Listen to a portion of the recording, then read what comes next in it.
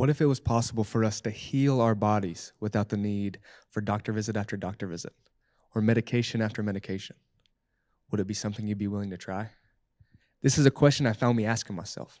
You see, I'm someone who struggled with various mental health struggles throughout my life. I've attempted suicide multiple times. I've struggled with depression, with psychosis, with hallucinations, and even with my sleep.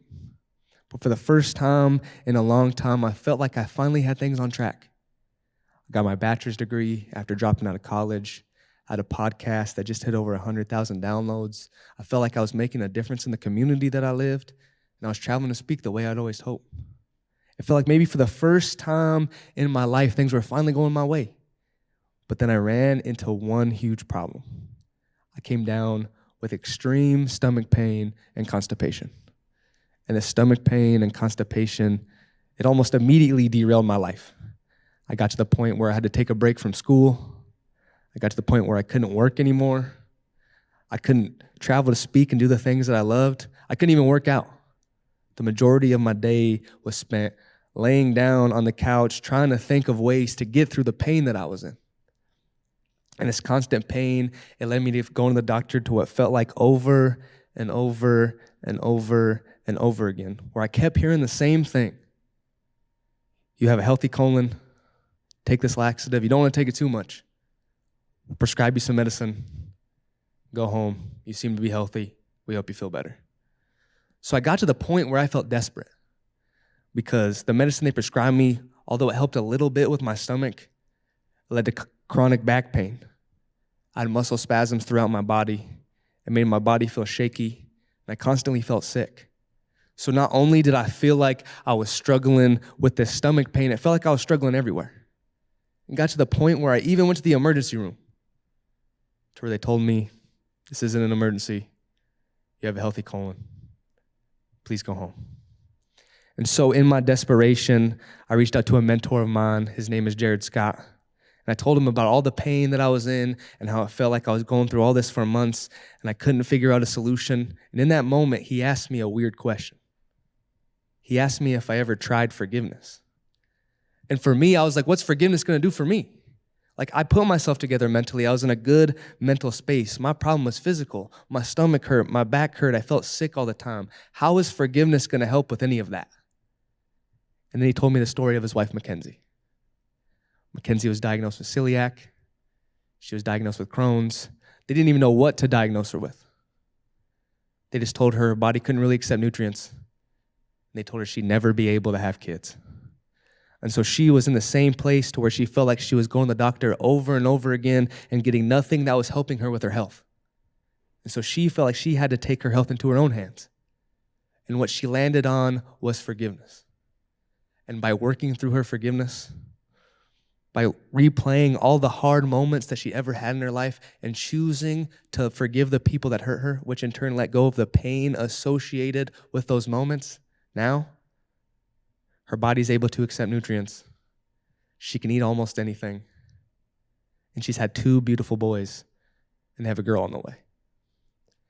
So for me, I was like, if it worked for them, I might as well be willing to try. So one afternoon, I sat down, I closed my eyes, and I thought of all the ways I felt like I'd ever been hurt throughout my life. I replayed it in my head. I felt the pain that I felt. I got really uncomfortable. And in that moment, I chose to forgive everyone who ever hurt me. But more importantly for me, I chose to forgive myself. And I forgave myself for the suicide attempts.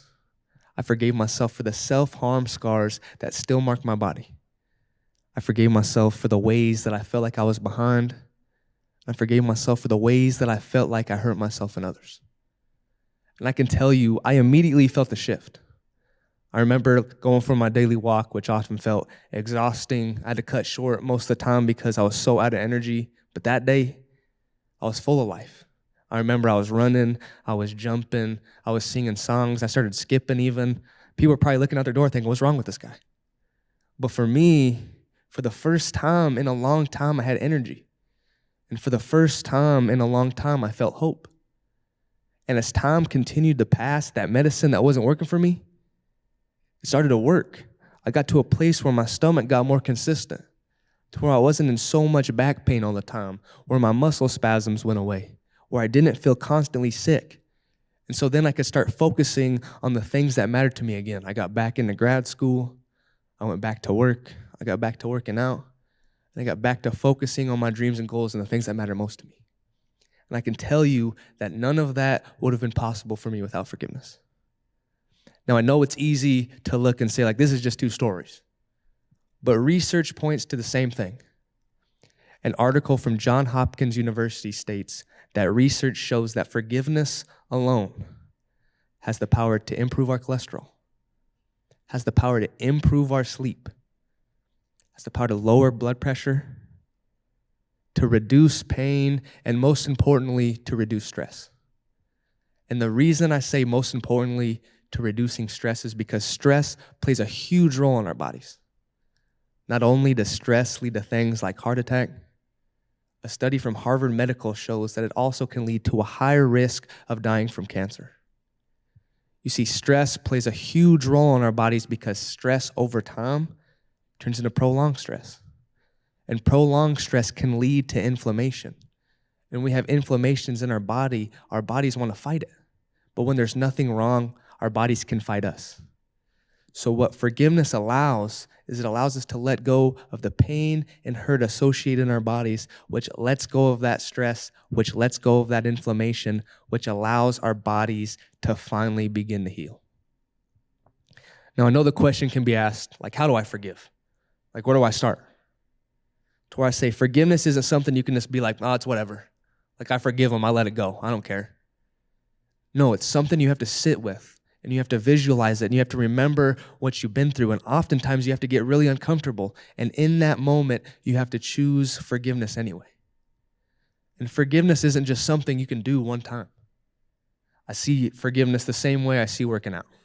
You can't walk into the gym with a goal and go in there day one and say, I hit it. No, you have to go over and over and over and over again.